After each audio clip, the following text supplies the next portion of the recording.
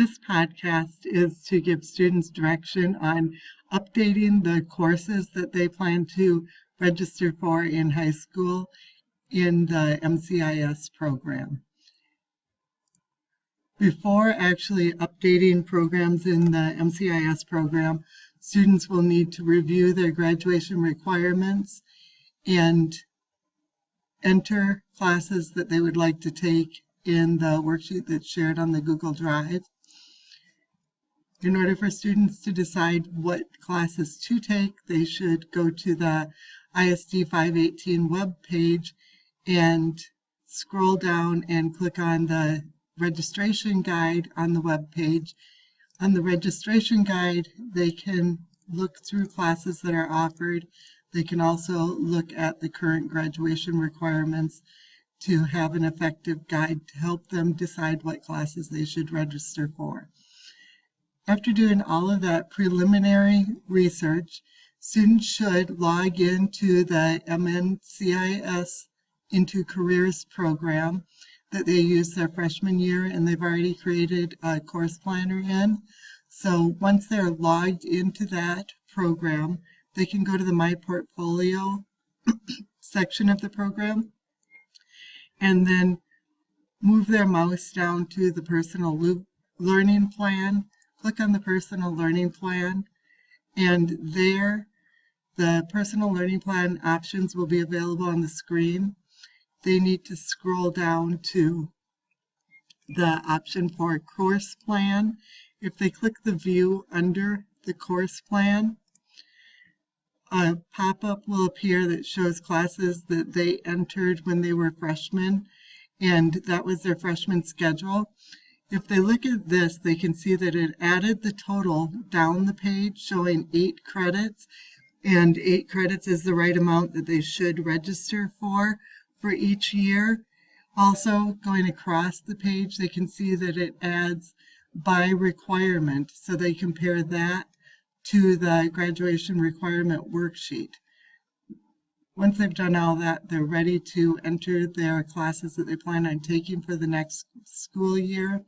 So they should go down and click on the Update Course Plan button at the bottom of that table. That takes them right to the area in the program where they'll add the new courses. There, they'll see their 9th grade courses are already listed that were on that table. So they'll go down to the 10th grade courses. In this course, there is one course entered as an example already, showing the area that it's taught in, what the course title is. The term was put in by this student, but can be left blank since the office will assign those. Required or not can be left blank or filled in depending on what the student would like to do there. It won't affect the adding of the credits. Each full block class is a half credit, so every course needs to be listed as a half credit. And then notes can be left blank when the course title is correct. Going down the page, I will select the second one in that area. So by choosing the down arrow underneath of it, I changed from what was listed there to Health and Physical Education. Once that area is entered, I can click the plus under the course title area, and courses that are suggested for that year that is being entered will appear at the top. Students can scroll down to find more options, but the course that we want to enter here would be Phy-Ed 10 since it's required. And here I will leave this blank. I click the pop arrow so we can see the options. So I could have gone to term 1, but I will just leave this option blank since we know the office will choose that. And I will go over to units and select a half a credit. Required already showed up in that area, so I'm ready to go to the next line down. For every student, some language art class is required, so I'll choose language arts area next. Then I'll click the plus arrow next to that, and the options for that year are Comp Lit 10, so I'll choose that one. I'll leave the term blank again and move over to units and choose a half a unit. This can stay the same, and I'll go down and choose the other language arts class that's required for each student. And I've got this one in there, so I'll choose sophomore communications. I'm going to leave term blank again and move over to units.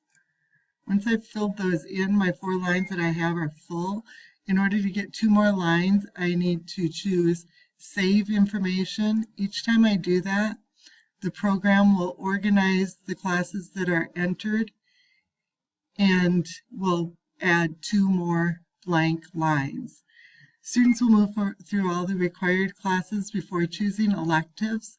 So if students complete their required classes, they can create a personal learning plan and look at the table that we looked at the beginning of this podcast and see that all of their required classes are totaled, so they will be able to subtract the total 8 minus what they've entered to find out how many elective classes can be entered. We'll skip that step and go on and add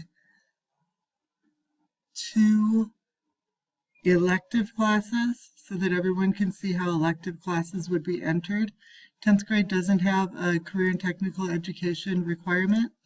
So when I go into that area, it just shows me the areas of career and technical education.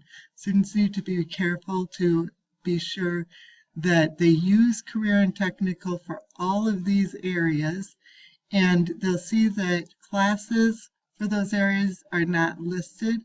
So I'll choose business education, skip the term requirement, and enter that as a half credit again. Then in the notes area, I'm able to remove the word elective and type in the name of the class that I plan on taking.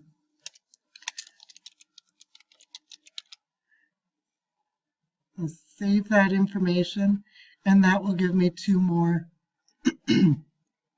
classes. You'll see also that it does order them in alphabetical order. So it moved my career and technical education class that is business ed up to the top right underneath of that term 1, because alphabetically that would come in first. If I change and I decide that I want to add terms, then the organization is going to organize classes by term when I click the Save button the next time. So you may see my class that is term 1 on the bottom, the sophomore communications, pop up to the top of my list like that.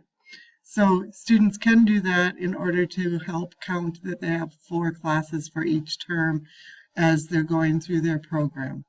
When they finish, after they've made sure that they've clicked their Save button, they'll be able to go back into their My Portfolio area and click on Personal Learning Plan a second time. When they do that, they should scroll down again to the Course Plan area, click the View button, and now you'll see that the table I had with 8 classes as a 9th grader now shows that I've added 2.5 credits for the 10th grade schedule. And it lists those classes in the area that they meet the requirements for. So students can organize going down and across. Students can create this plan as often as they would like to while they're working so that they can get that total and see how many elective classes they have still to choose. We can see on this class that I haven't chosen a math, science, social studies, or an arts elective for that 10th grade year as well. So if I was a student creating a schedule here, I would go back in and finish those requirements before I move on to more elective classes.